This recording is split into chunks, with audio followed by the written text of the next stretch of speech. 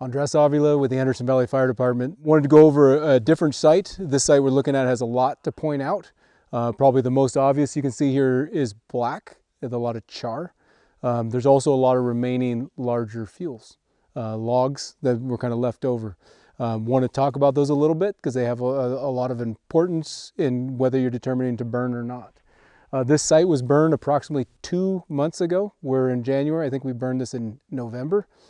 This was a lop and scatter, so they had a lot of hand treatment that was left along this hillside, and it was a lot of remaining surface fuels as we discussed in earlier modules.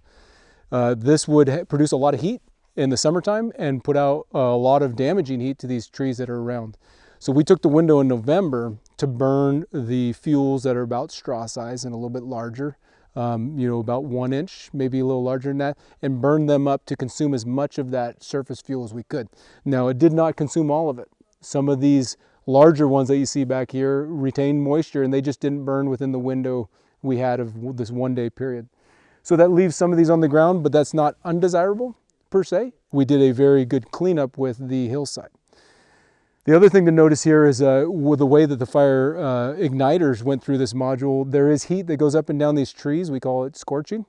It goes onto the tree and you see some charring on these trees, but it did not get into the hardwoods and did not get into several of what we call goose pins, those openings or wounds on the trees. Some of these mossy trees, it didn't go up because we took a very slow and methodical approach to it. It wasn't a rush job. So we went through here and reduced a lot of fuels.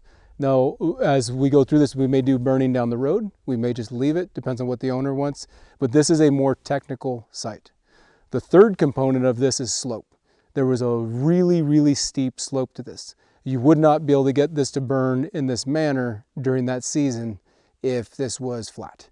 So a lot of things were considered in this site, and we had some challenges.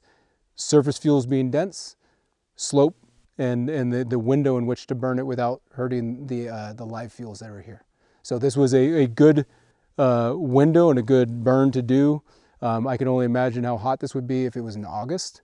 And this is one of the benefits is burning it in those little small windows that we have. And this one, in my opinion, was done to the goals of to the landowner.